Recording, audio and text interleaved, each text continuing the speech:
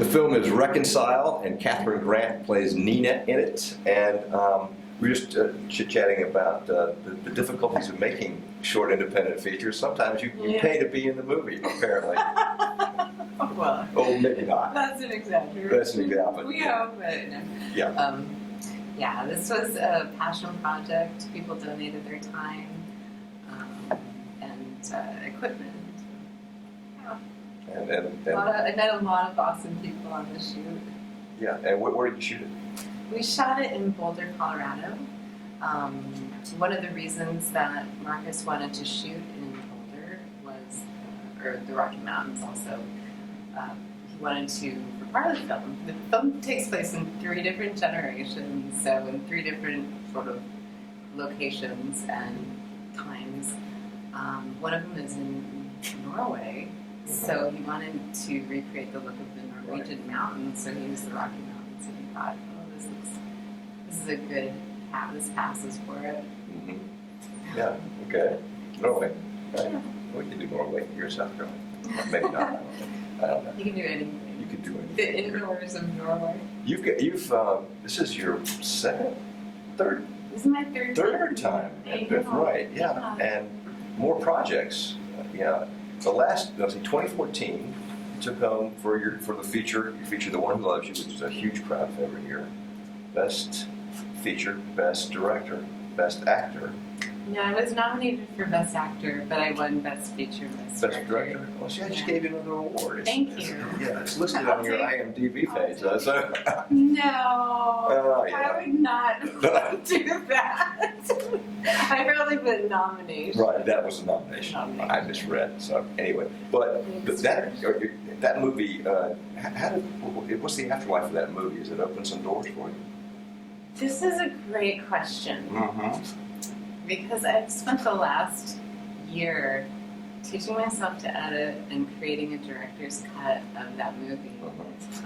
Going into seeking distribution, I just didn't really feel congruent with what we had created. I felt like, I thank you so much for saying it was a crowd favorite, and it kept me going.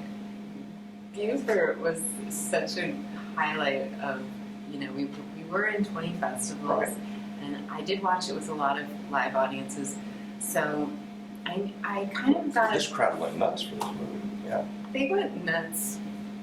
Also for I think I remember they clapped for mine, and then when the documentary feature was announced, they gave that a standing ovation. So there's always degrees of nuts, but I'm just being silly. I watched it with enough live audiences that people would come up to me and they'd be like, I just wanted to shape that lead character. Why didn't she see through that guy? I knew what the flaws were of the movie and how it didn't deliver, what my intention was. So I went back and I kind of filled out the characters and the relationship. A lot of stuff had been cut. And the characters, they're partly shaped by the editor. And I found so much footage that was there that really created a fuller character, especially, for both. The girl was kind of all sweetness and light and kind of dippy, and the guy was pretty calculating and sneaky and smooth. But the actor was very goofy and sort of awkward, and so there's a lot of footage like that too. And so I just integrated a little bit of that so that he was more on a par with the girl that he's supposed to be falling in love with, and they seem more like a match. And so though he does some stuff that's not the greatest, there's a feeling of a full person being there and having some moral responsibility. He wants to steal $100 so that his new girlfriend can do a pay-to-play day for a singing engagement.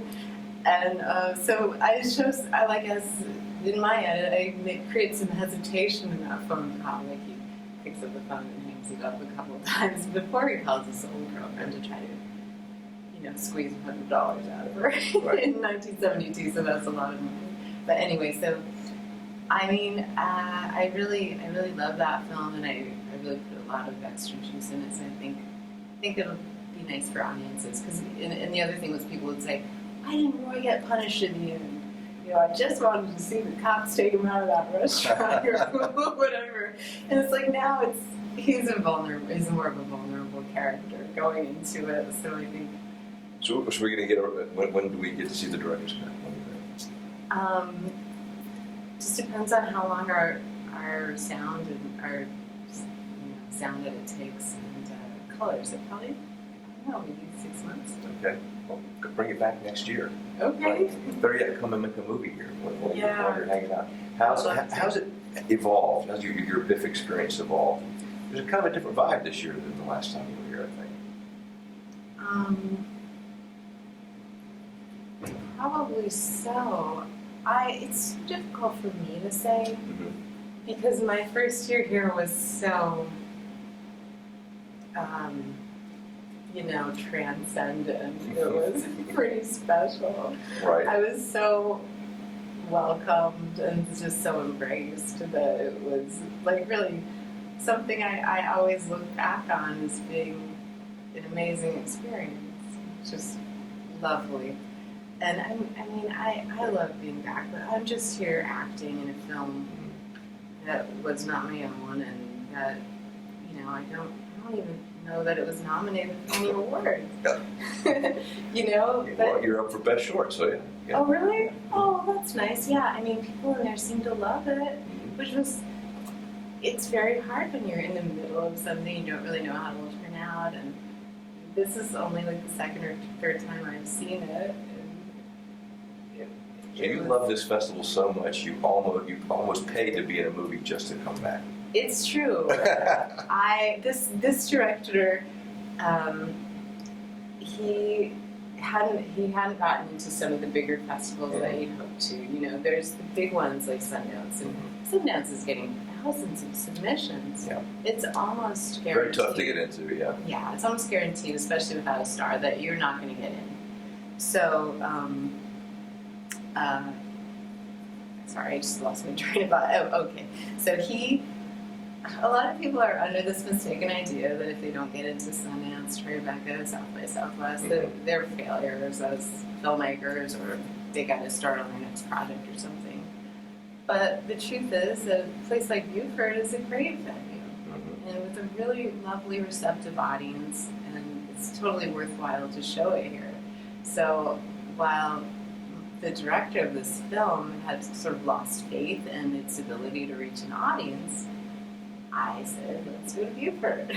So Here you are. I got him to submit. Yeah, I got him to submit here, and I did that with one other festival. And so it's had a couple of festival showings that have been rather nice. Congratulations on it, and we'll look forward to the director's cut of The One You Love. One Who Loves You. I know, everybody must listen to it. It might be called something different too. Yes, right, exactly. All right, Catherine Grant, thanks. The One Who Loves You. The One Who Loves You is me. Well, I love Mark. You can find more at BufordFilmFestival.com and dig up the archives. Look for the article on this woman there at lowcountryweekly.com.